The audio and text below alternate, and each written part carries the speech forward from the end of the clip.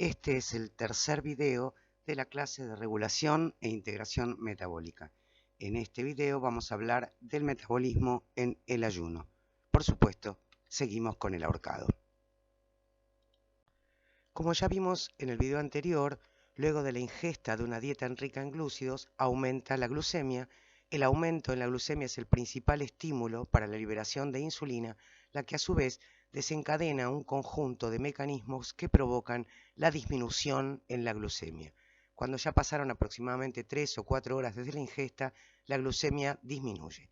Cuando disminuye la glucemia, desaparece el principal estímulo para la liberación de insulina, y cuando descienden los niveles de insulina, se remueve el freno sobre la liberación de glucagón y consecuentemente aumentan los niveles plasmáticos de glucagón.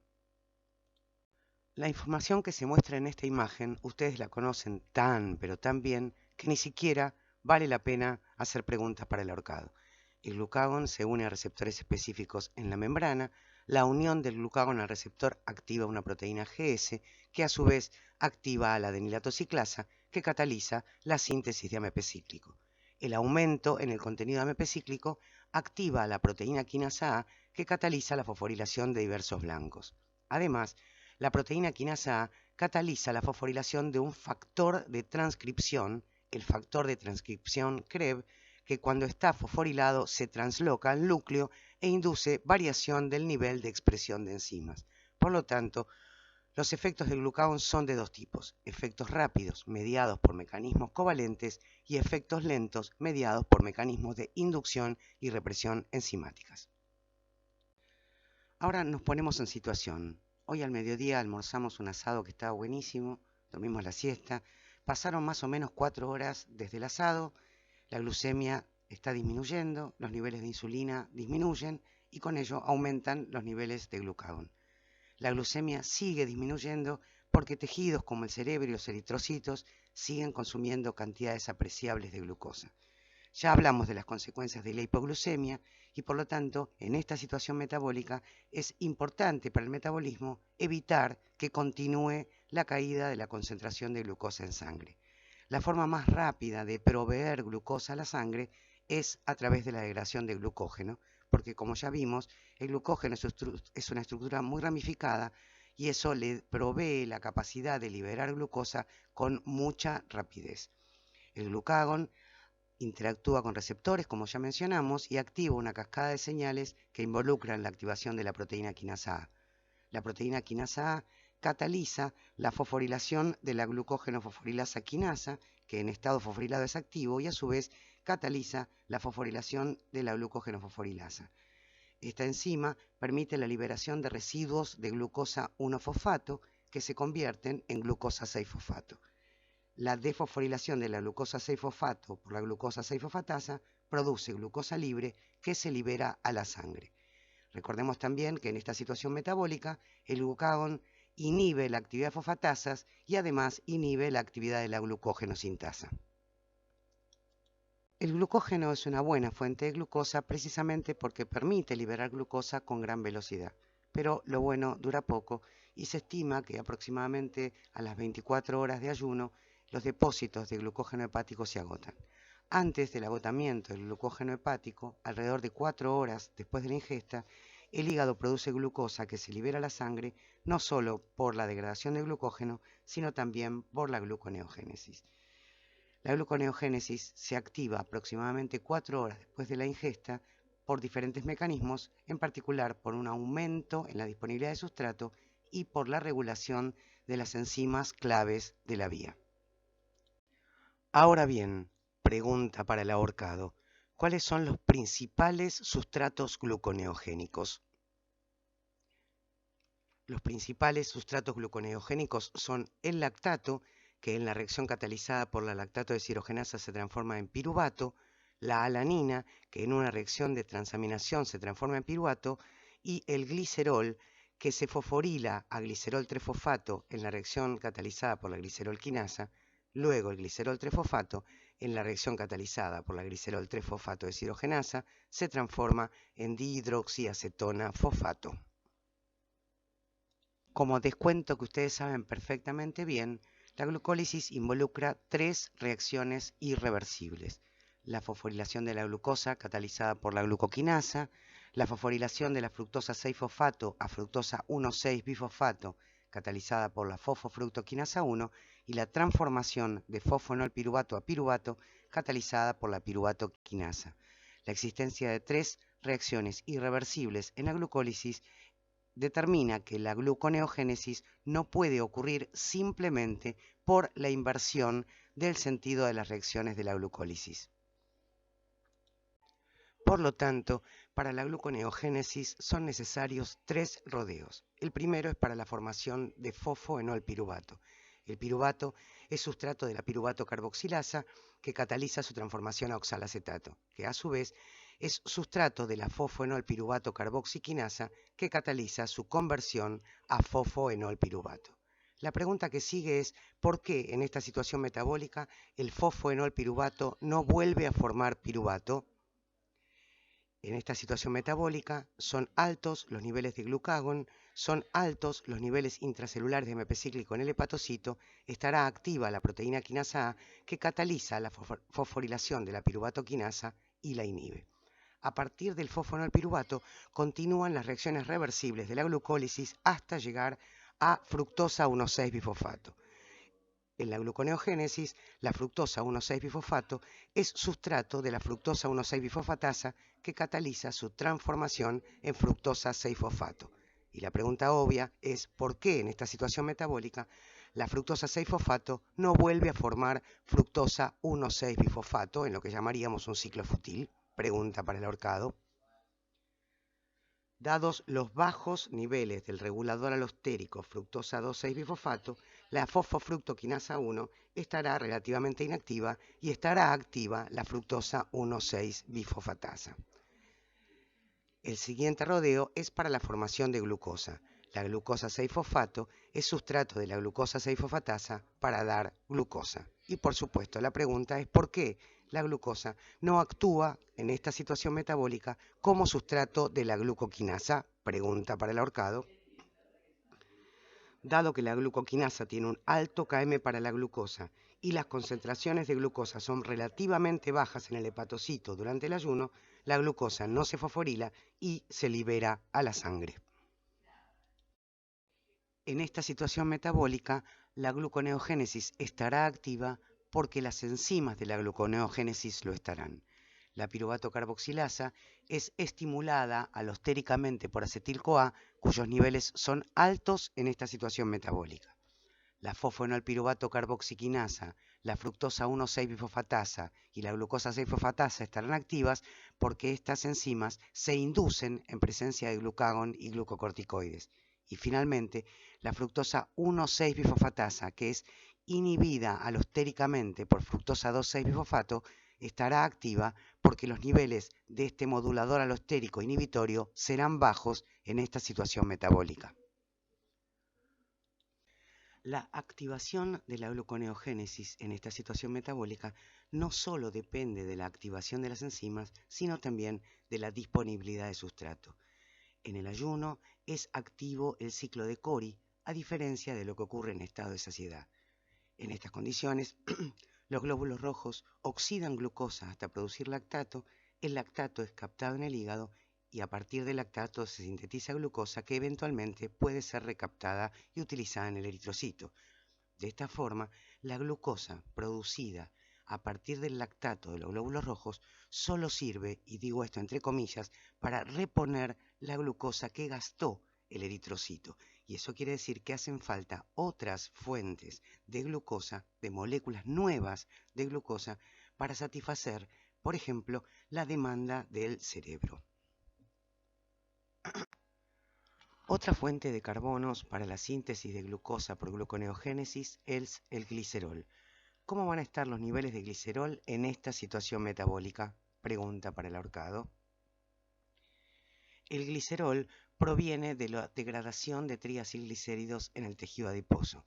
En esta situación metabólica, el glucagón estimula la lipólisis de los triacilglicéridos, liberando glicerol que es captado en el hígado y es sustrato gluconeogénico. También como producto de la lipólisis se liberan ácidos grasos. En esta situación metabólica, a diferencia de lo que ocurre en saciedad, los niveles de ácidos grasos libres plasmáticos son altos. Los ácidos grasos liberados a partir de la degradación de triacilglicéridos del tejido adiposo constituyen una importante fuente de energía para diferentes tejidos y en particular para el hígado, que requiere energía para la síntesis de glucosa. Pero además, la producción de acetil-CoA a partir de la beta-oxidación de ácidos grasos también cumple un rol importante en la gluconeogénesis a través de la activación alostérica de la piruvato carboxilasa. En términos cuantitativos, el principal sustrato gluconeogénico en esta situación metabólica es la alanina. La alanina proviene de la degradación de proteínas musculares. En esta situación metabólica está aumentada la degradación de proteínas musculares debido a que son altos los niveles de glucocorticoides que promueven la proteólisis y bajos los niveles de insulina que estimulan la síntesis de proteínas. Las proteínas musculares se degradan a aminoácidos. Parte de esos aminoácidos es utilizado como fuente de energía local, otros aminoácidos se liberan y además la metabolización de aminoácidos en el músculo produce dos aminoácidos, glutamina y alanina. La alanina y otros aminoácidos llegan al hígado donde van a ser utilizados como sustratos gluconeogénicos. En cuanto a la glutamina, si bien en situación de acidosis la glutamina es metabolizada en el riñón para compensar el exceso de protones, en una situación de ayuno, la glutamina tiene como principal destinatario el intestino, donde es utilizado para la síntesis de bases. Además, la metabolización de glutamina y otros aminoácidos en el intestino producen alanina que se vuelca a través de la vena porta y también llega al hígado, donde va también a ser utilizada para la síntesis de glucosa. Para que la alanina u otros aminoácidos se conviertan en glucosa, es esencial como primera etapa el proceso de transdesaminación, que en el caso de la alanina va a dar piruvato más amoníaco y en el caso de otros aminoácidos glucogénicos va a dar un determinado alfa-cetoácido y también amoníaco. Por lo tanto, para convertir alanina y otros aminoácidos en glucosa es necesaria la activación de la gluconeogénesis, pero también del ciclo de la urea. En el caso de la alanina, para convertir alanina en glucosa hay una alta demanda de energía. Por un lado, la conversión de amoníaco en urea requiere 4 enlaces de alta energía y la conversión de piruvato en glucosa requiere 6 enlaces de alta energía. Es decir, que la metabolización de aminoácidos para su conversión a glucosa tiene una demanda considerable de energía que en el caso particular de la alanina es de 10 enlaces de alta energía.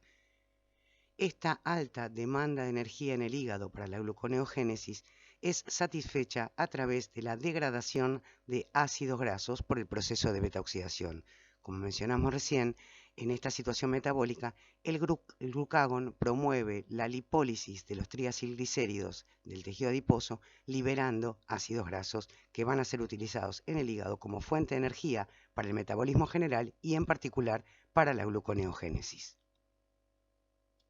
A esta altura descuento que tienen una pregunta que no los deja dormir, y es ¿por qué la degradación de glucógeno ocurre más rápidamente que la activación de la gluconeogénesis?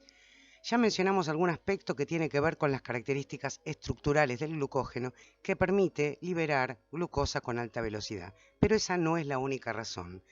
La degradación de glucógeno se activa en esta situación metabólica a través de mecanismos covalentes que son mecanismos rápidos.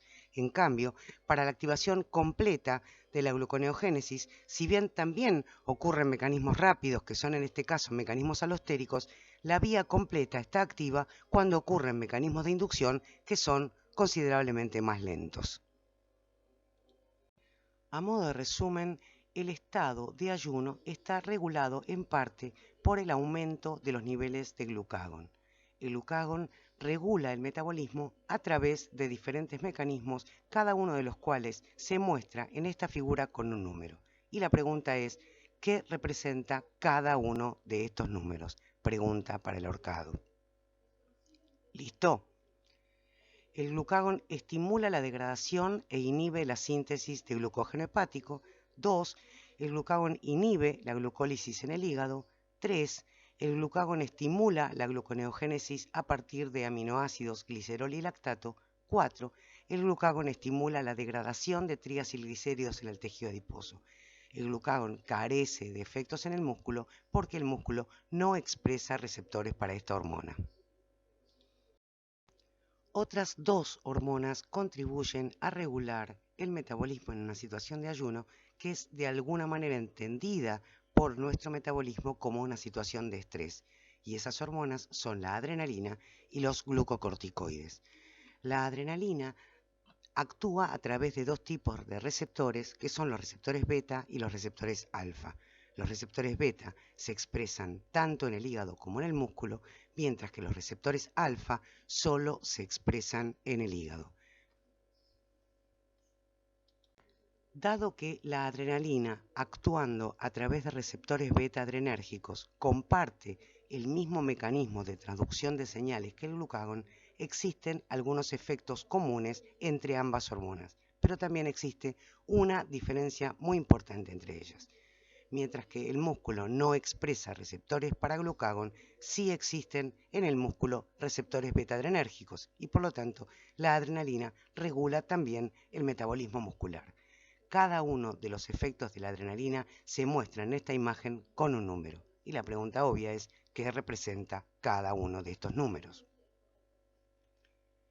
La adrenalina estimula la degradación e inhibe la síntesis de glucógeno, tanto hepático como muscular. 2. La adrenalina estimula la gluconeogénesis hepática. 3. La adrenalina estimula la glucólisis en el músculo debido a la presencia de una diferente isoforma de fosfofructoquinasa respecto al hígado.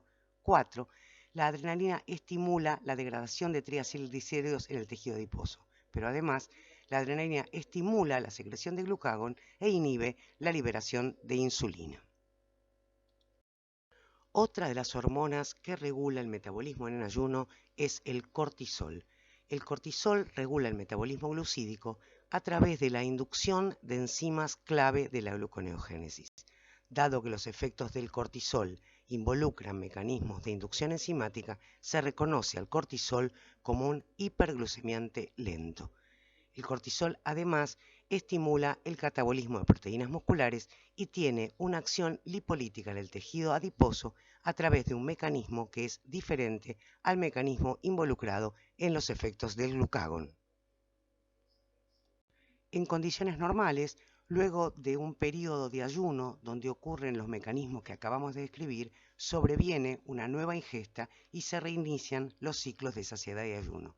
En determinadas condiciones, cuando esa nueva ingesta no ocurre, el metabolismo pasa a una situación que llamamos de ayuno prolongado. Durante el ayuno prolongado se produce un cambio en la utilización de los combustibles.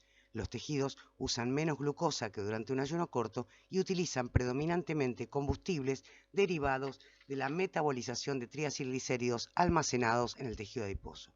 En consecuencia, la glucemia, como ven en este gráfico, no cae dramáticamente. De hecho, aún después de 5 a 6 semanas de ayuno, la glucemia es de alrededor de 65 miligramos por ciento.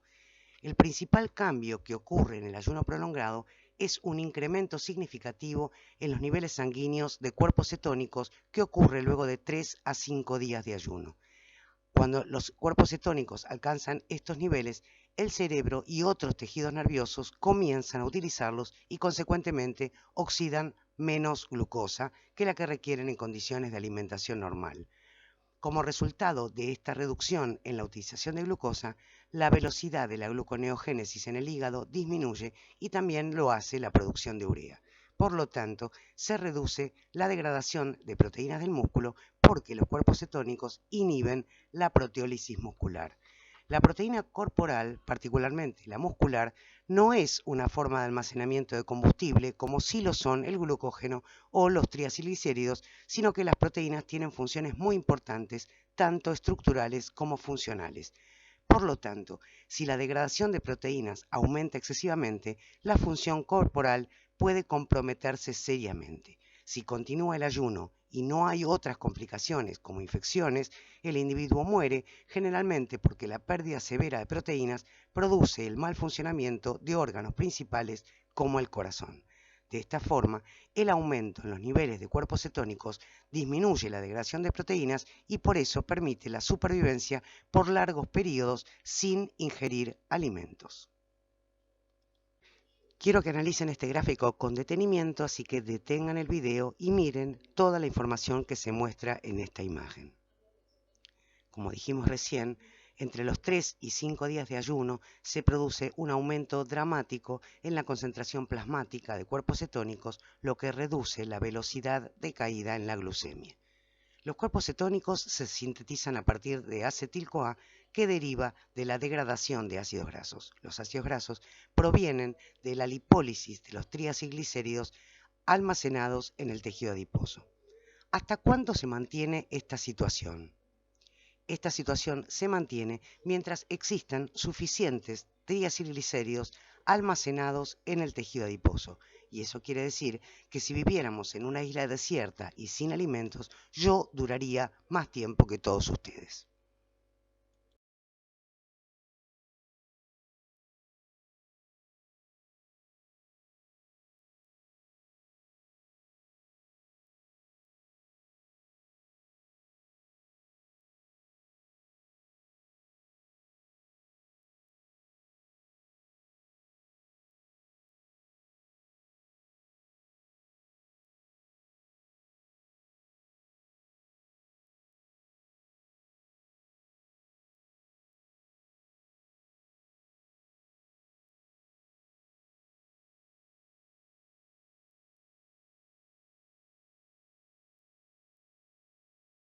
Nos queda por contestar una pregunta importante y es ¿por qué en esta situación metabólica aumenta la síntesis de cuerpos cetónicos? En esta situación metabólica son altos los niveles plasmáticos de glucagón y adrenalina que estimulan la lipólisis de los triacilglicéridos almacenados en el tejido adiposo. Por este mecanismo aumenta el contenido de ácidos grasos en el plasma que se distribuyen entre los diferentes tejidos para ser utilizados como fuente de energía. En esta situación metabólica está muy activa la beta-oxidación que permite la obtención de acetil-CoA a partir de la degradación de ácidos grasos. El destino metabólico más importante del acetil-CoA es su entrada al ciclo de Krebs, para lo cual debe condensarse con oxalacetato para dar citrato. En condiciones normales, los niveles de oxalacetato en la mitocondria son relativamente bajos porque la malato deshidrogenasa cataliza una reacción que en condiciones estándar es desfavorable termodinámicamente. En la situación de ayuno prolongado, los niveles de oxalacetato son aún menores porque el oxalacetato está siendo derivado a la gluconeogénesis. Por lo tanto, la relación acetil-CoA-oxalacetato es aún mayor que en condiciones normales, y esto aumenta la posibilidad de que una molécula de acetil-CoA reaccione con otra molécula de acetil-CoA para dar inicio a la síntesis de cuerpos cetónicos. Acá vemos una vez más los cambios en el metabolismo que ocurren en la transición entre un ayuno fisiológico y un ayuno prolongado. A medida que transcurre el tiempo desde la ingesta, la concentración de glucosa en sangre disminuye. La caída en la glucemia se hace más lenta en la medida que aumenta la producción de cuerpos cetónicos. La producción de urea es alta en las primeras etapas del ayuno, lo que refleja el uso de aminoácidos procedentes de la proteólisis muscular como sustratos gluconeogénicos.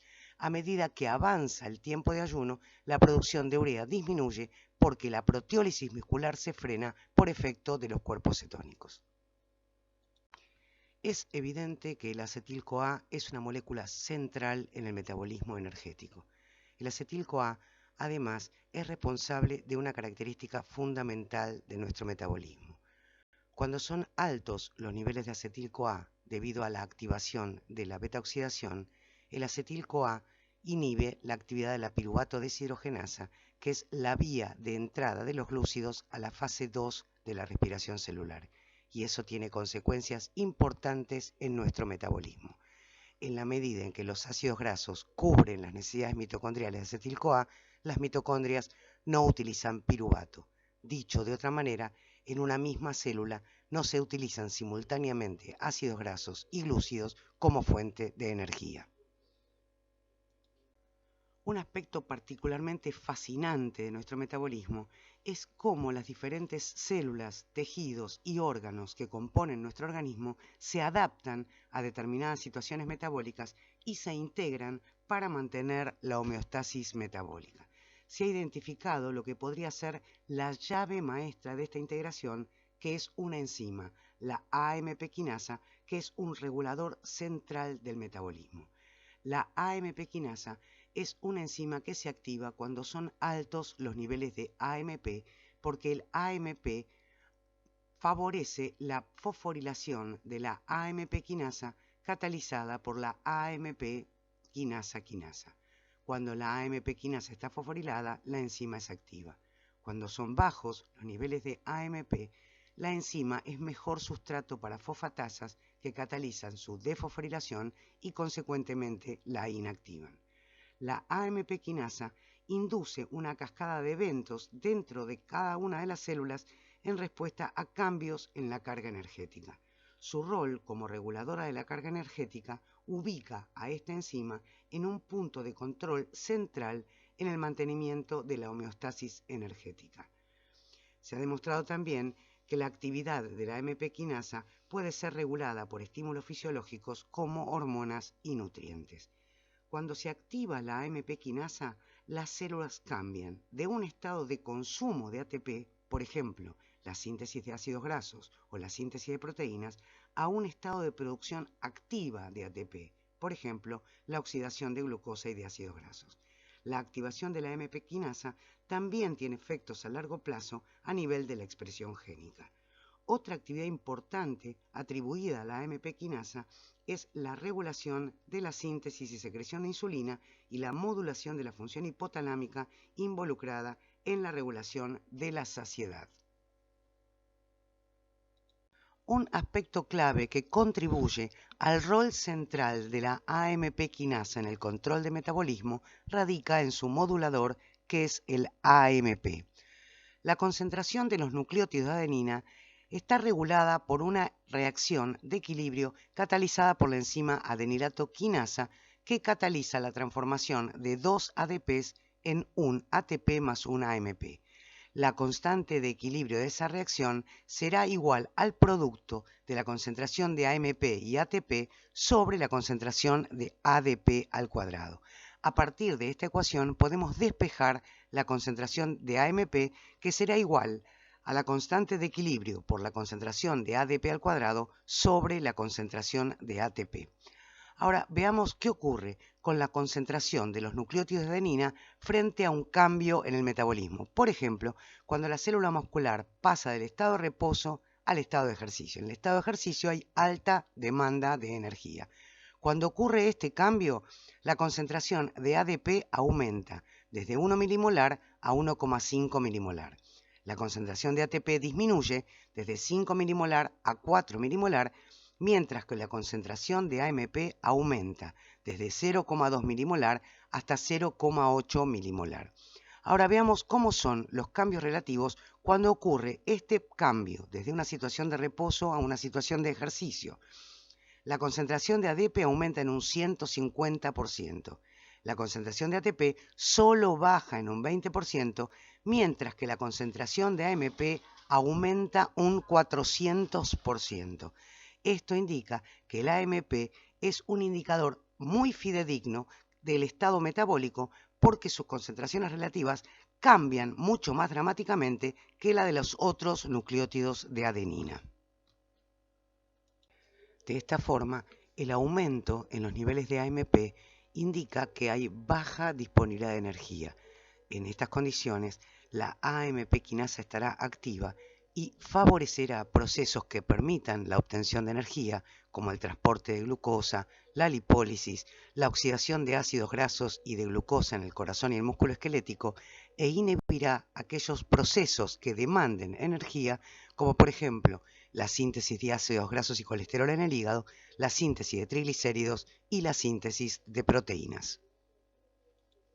Con esto damos por terminado el análisis de la regulación del metabolismo en estado de ayuno. Pero esto no termina acá. Nos queda todavía por analizar otra situación metabólica en la que se produce un cambio en el metabolismo, una situación que a mí no me gusta para nada, que es el ejercicio físico. Así que nos vemos, en realidad, nos escuchamos en el próximo video.